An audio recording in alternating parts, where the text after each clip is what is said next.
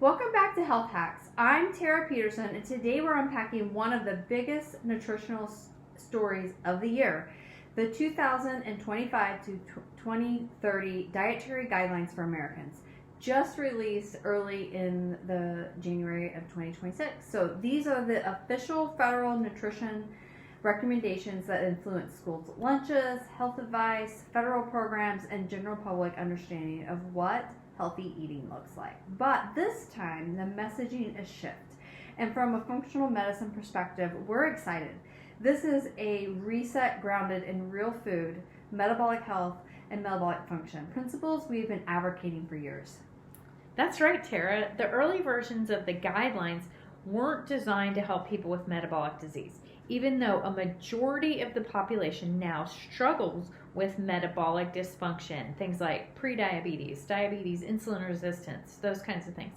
Today, we'll break down what's new, why it's significant, how this fits into the functional medicine approach, what it still doesn't fully address, and how individualized nutrition remains essential for your health goals. All right, well, let's start with the big picture. The new guidelines shift away from the old standard that emphasized low-fat diets, those pyramids that you're familiar seeing with all the cereal and bread at the bottom. It pushed the grains and carbohydrates as a stable base, and the new pyramid is actually upside down. So it's actually almost completely reversed from what it was before. Instead, the pyramid now elevates whole foods, so things like protein, vegetables, fruits, healthy fats, and even full-fat dairy as the foundation. And one of the most striking visual changes is that the food pyramid is inverted. So protein and nutrient-dense foods are at the top and the grains at the bottom. Yeah, it's like someone just flipped it upside down on its head. Yep. And this reflects a recognition that protein is not just a small piece of the plate, it is central. It's the main character, if you will. The new guidance encourages prioritizing protein at every meal, with recommended intakes closer to 1.2 to 1.6 grams of protein per kilogram of body weight per day. That's almost double what the older guidelines were suggesting. So this aligns with what we see clinically, because we know that adequate protein helps support lean muscle mass, metabolic rate, blood sugar regulation, satiety, which means that feeling you get when you're full, and repair and recovery. And perhaps you're wondering, why does this really matter? Well, the reason it matters is that for decades, the dietary guidelines did not integrate metabolic disease treatment or prevention, even though over half of Americans now have prediabetes or are diabetic.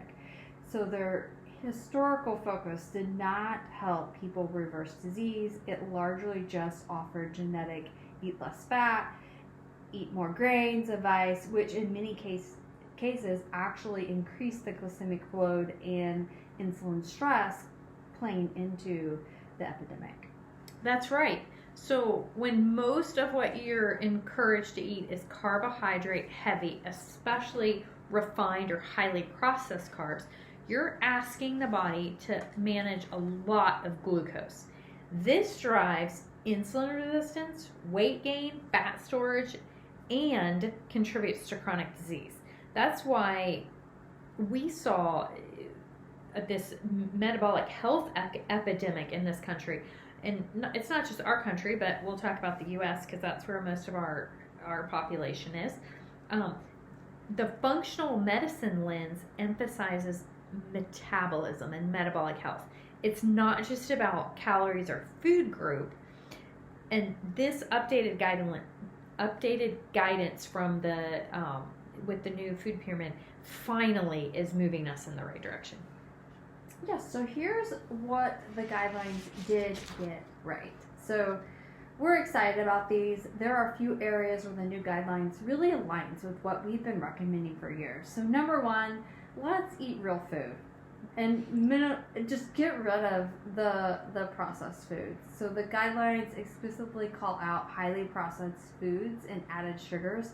something the previous versions never clearly stated. And this aligns directly with reducing inflammation, nutrient poor food exposures. So yes, we're excited about that. Number 2, protein as a focus. As we already mentioned, the protein intake almost doubled as the previous guidelines, and so protein really is a foundation. It's not an afterthought. It is necessary to balance your blood sugar and your metabolism, and to create that lean body mass, and then also to create satiety so that you're not hungry 2 hours later. And so this reflects not just the nutrient needs, but also how your body was designed to function. And then another change that we see aligning with the functional medicine lens is that you can include some of those healthier fat options. They are welcome. So whole food fats, including for some people, whole dairy, nuts, seeds, olive oil, avocados, and yes, even grass-fed cooking fats. So are now allowed to be a part of that options for creating a healthy plate. And the 4th guideline that we're just super pumped about is that it promotes eating less sugar and refined carbs. So the guidelines move past the vague recommendations about sugar and now call for minimizing added sugars and ultra processed carbs. So these are all really important metabolic game changers. And while this is progress, it's not perfect. The guidelines are still pretty broad. They're designed for the general population, and they don't consider individual tolerances, metabolic conditions, genetics, gut health, or hormone status. So just to give you an example, not everyone tolerates dairy or full fat dairy well. It's Sure. in our experience, it's 50-50. Some people tolerate dairy okay and can use it in the context of a healthy diet, and some just don't feel good on it.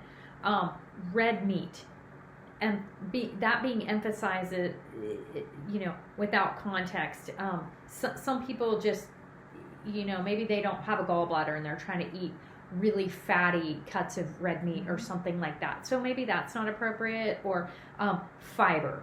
So this is something we see not mentioned for the superstar that it is, because it's really remains undervalued, but it's super important for gut health and blood sugar regulation. So we still advocate for probably more fiber than this pyramid does. And that's where custom nutrition matters. Absolutely. So not everyone is an average American, and functional medicine teaches that not one size fits all. And so that's where meaningful change can happen, when you can really get a customized approach to your health. So how do these changes fit into the functional medicine approach to nutrition? Functional medicine doesn't just say, eat this pattern. It says why particular foods matter for your biology, how your unique body responds to these foods, and what your metabolic markers say about carbohydrate and fat intolerance. And we don't start there. We stop there. We do investigate your overall health. So are you having gut issues? Is stress a part of your health story? How's your inflammation markers, your hormone markers, genetics, metabolic interactions? So all of these combined is what allows us to create a customized approach to your health. So let's dial this in with a real client story. So we had a patient who came in and was pre-diabetic, had elevated fasting glucose, which is common, high A1C, another common pre-diabetic marker, very fatigued, and stubborn weight gain. So it was just really hard for this patient to lose weight. So instead of generic calorie counting, we said get enough protein at each meal. So, and it's not important what the number was for that person, but it was not just like, hey, you need to eat more protein. It was like, we need you to get this many grams of protein throughout the day. We need to start with this at breakfast. This is the target for lunch. This is the target for dinner. We want you to track it. we're going to nerd out on this. It wasn't just a generic eat more protein conversation. Right. We're going to remove ultra processed foods. And again, we had a game plan. What are we going to replace these with? What are better choices? We're going to get enough fiber. We're going to get the right amount of fat, and we're going to keep our carbs low glycemic. That means things that don't raise your blood sugar. So they're married with fiber, and they're slow release. They're more complex carbohydrates. We're going to balance food tolerance, and we're going to find out what food tolerance issues we have based on symptoms and lab testing. So that goes into the category of not everybody's going to benefit from the same foods. Even things that are healthy, if you don't tolerate them, they're not for you. We need to give you the right things. And then over the course of several months, this client was able to normalize their fasting glucose, reduce their hemoglobin A1C into the healthy, not pre-diabetic range, improve their energy, and lose a sustainable but large amount of weight, like a significant portion of what they needed to lose. So that's just one example of what we're doing with functional health.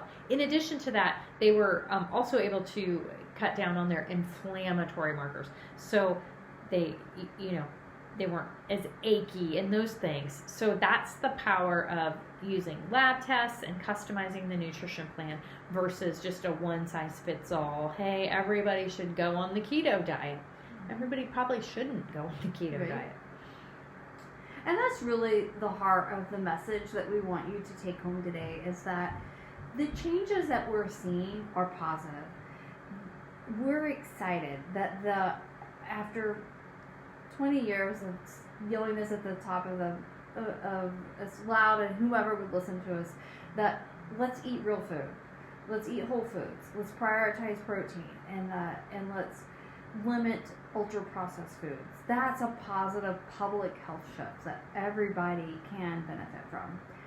But general approaches are just a starting point to this benefit. Your biology, your goals, your history, this all matters, and creating a personalized approach to your health is how you're going to get your best results. If you feel like you need to go beyond generic recommendations and build that custom nutrition plan that supports your own metabolic health, your hormone balance, your long-term wellness, let's talk. Schedule a functional health consultation with us, and we'll tailor a plan that's right for you and your body. We're going to put a link in the description. It's a free conversation where we'll just sit down and see if what we do in the office can benefit you.